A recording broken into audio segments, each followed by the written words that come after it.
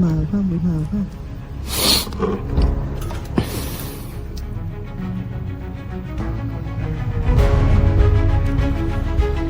Chị lấy cho trẻ con dưới đây xong rồi nha. Chị lấy nha.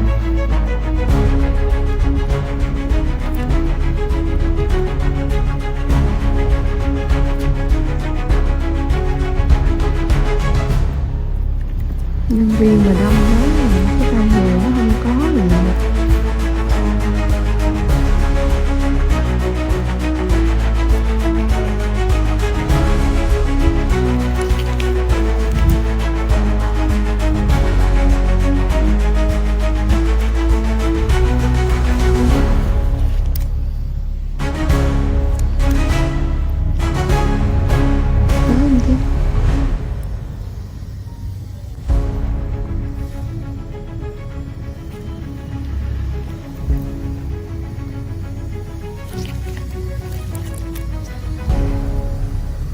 Rồi xong.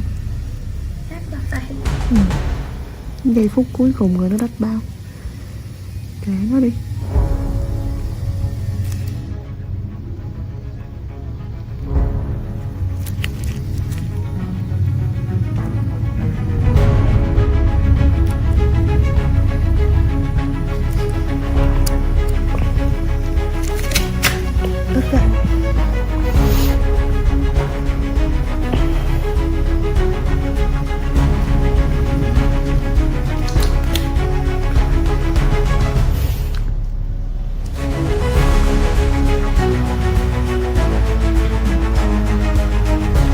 Nước này nó nhỏ này.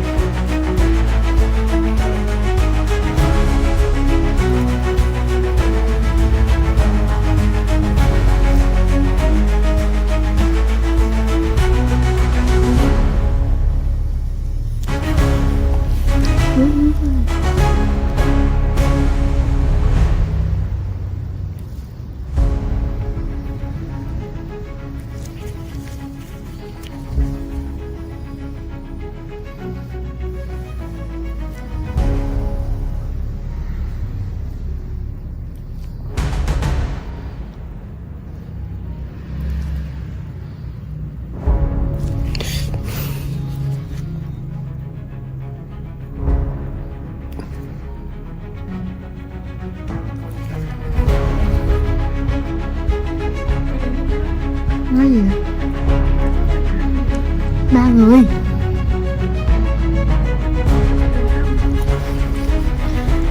Nước nước. Đừng có chạy nước. Biết rồi. Gán đi. 10 phút cuối cùng nữa là xong rồi. Rồi tuần sau chúng ta lại thêm nữa.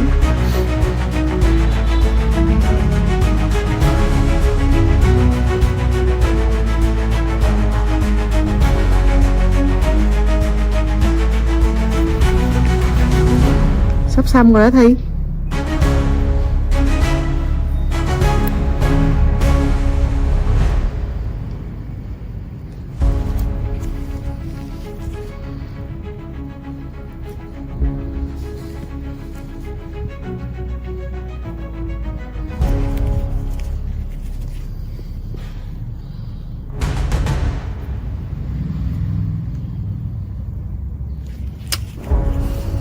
Rồi, lên môi đi.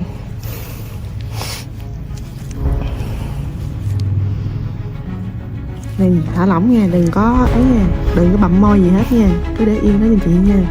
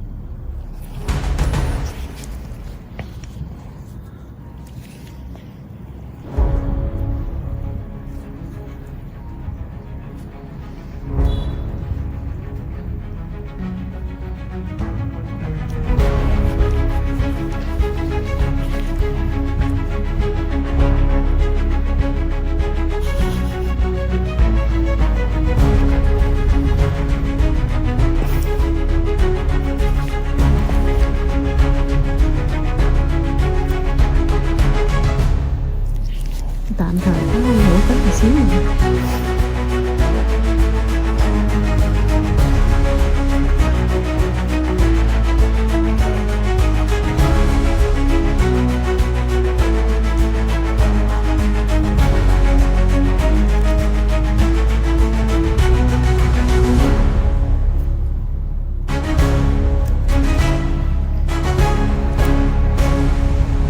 Chị sợ nè con này nó xuống con đó quá à.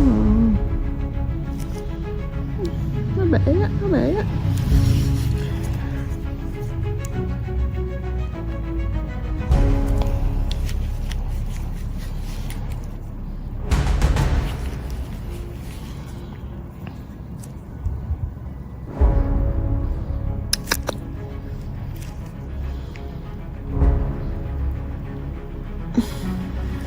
Tức cái thứ.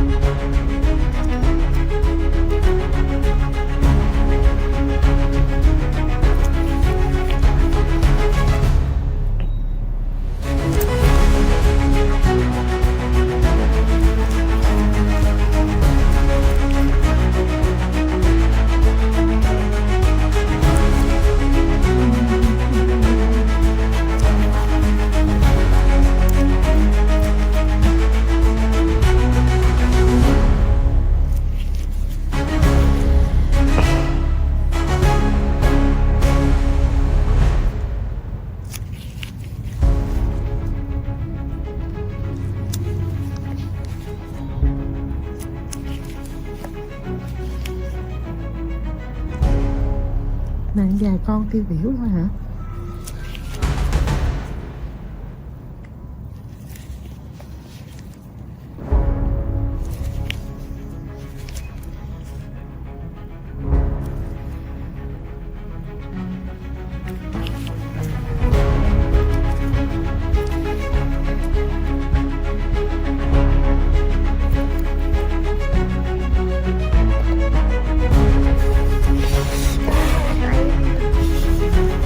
Là đâu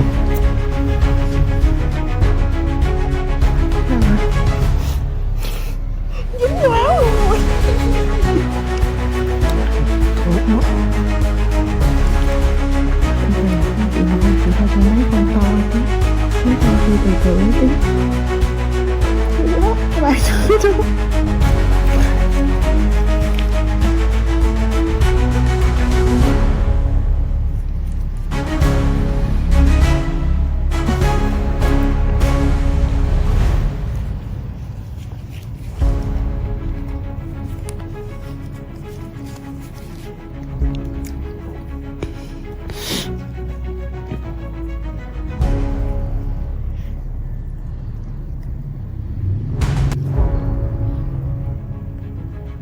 Dính vào áo chị mà nó cứ lạnh lạnh vậy ta.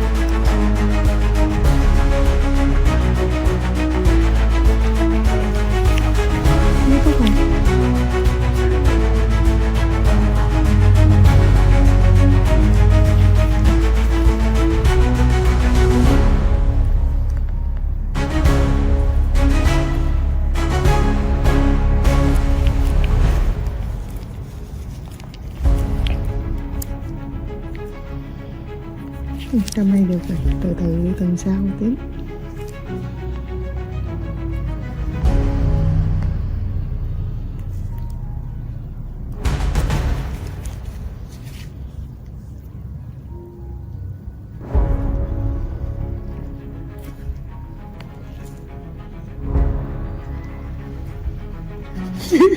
Mình né à Thi. Từ từ ngọt luôn đi.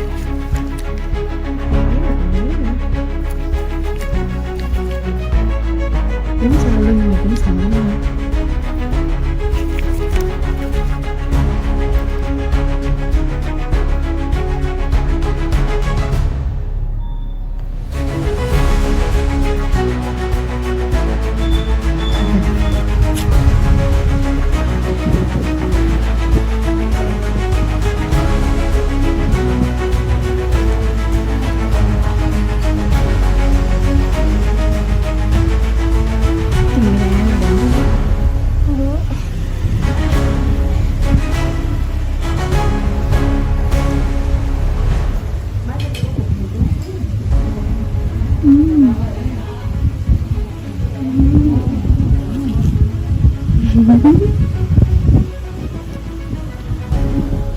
Thôi sợ chứ ngon.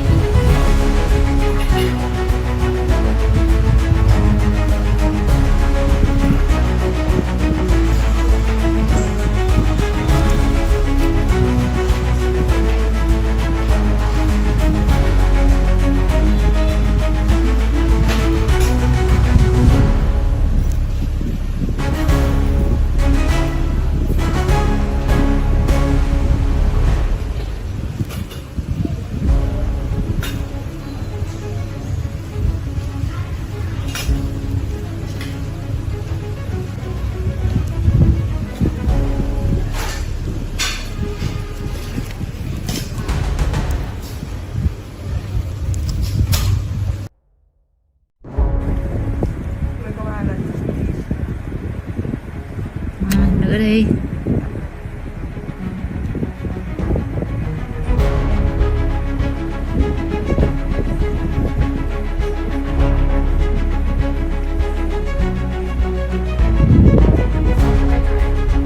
Đúng rồi. Lấy hũ thuốc về bôi nha. Bôi ngày đêm luôn. Xuống bán tư vấn lấy cho. Em tư vấn đi. Tư vấn giùm em. Ok nha.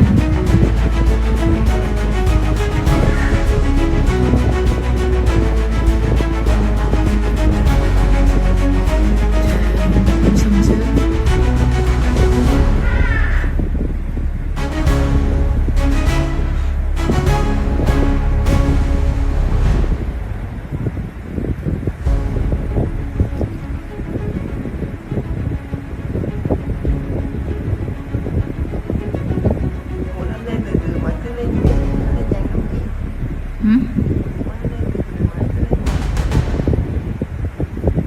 Chị đang chế độ chậm đây.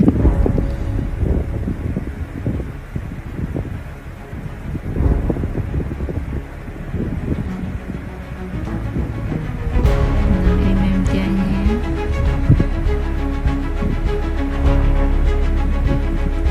Hết sức rồi đấy. Hai.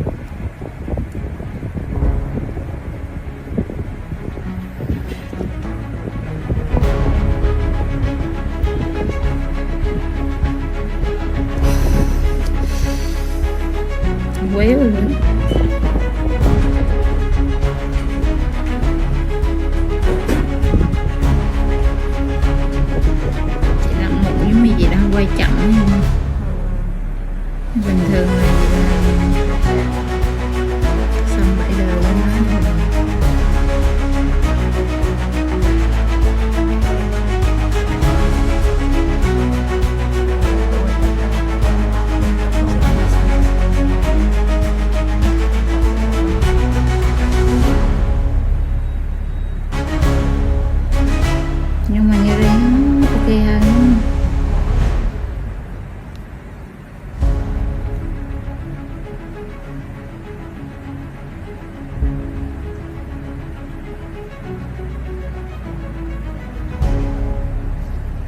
Kiểu người ta xem giống như họ thấy cái đường lên.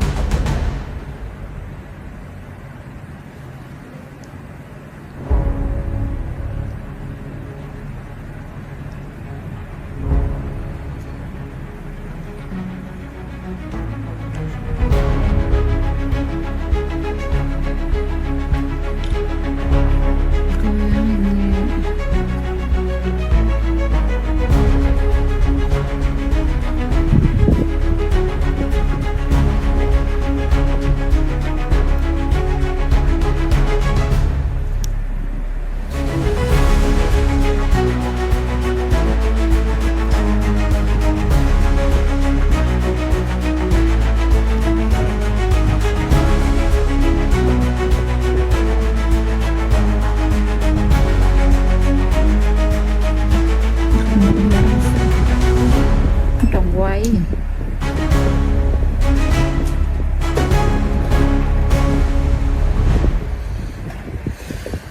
Xong cái má bên này rồi. Còn chỗ này xí. Tay. Gái này, tay hơi đau xíu.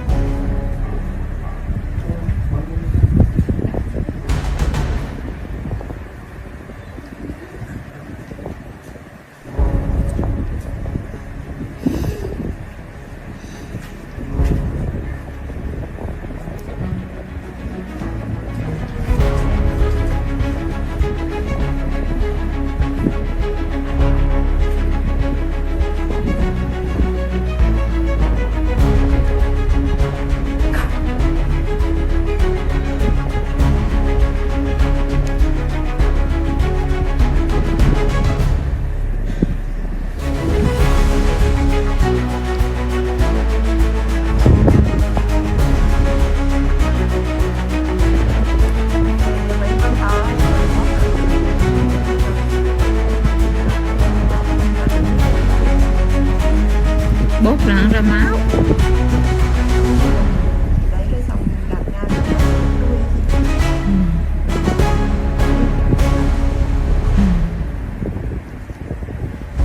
cái bàn cô mà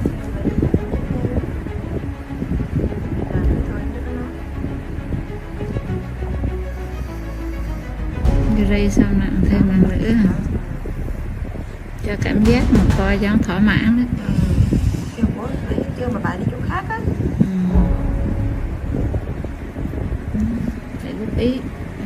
Trời, cái mũi vàng. Cái mũi bộ ngoài. Cái mũi nó mà không lấy là sẹo tè le luôn á.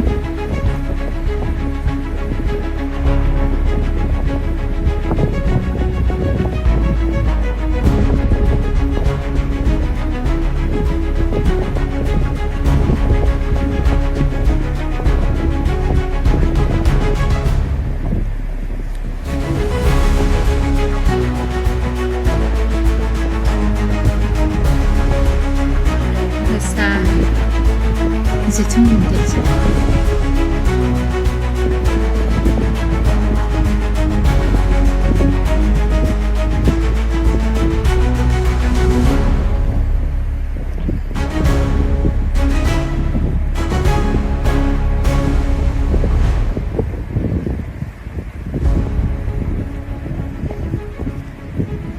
Lấy cái bọc ra nó sướng.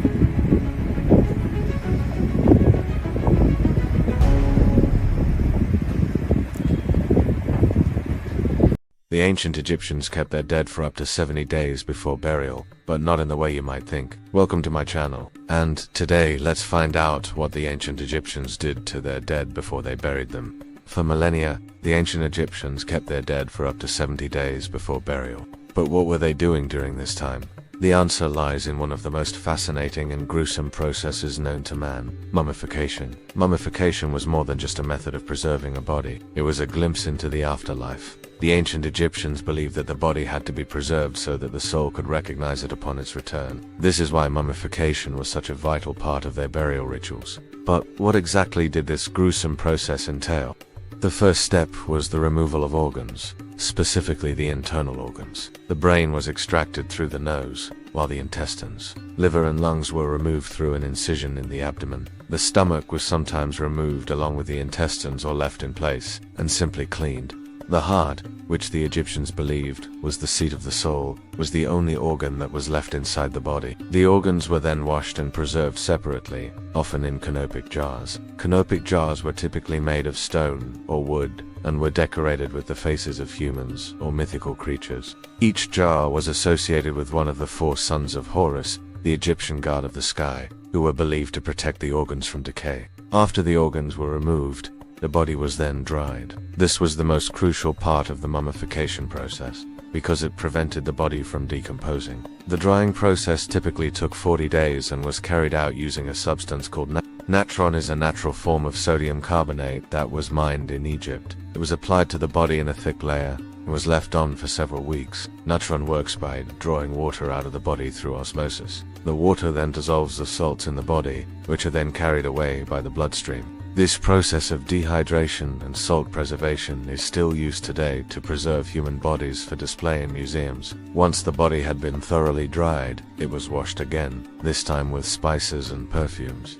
The body was then wrapped in layers of linen, with each layer being carefully smoothed out to prevent wrinkles. The wrapped body was then placed in a coffin, which was sealed with resin. The entire process of mummification took several months and required the expertise of a team of priests and embalmers.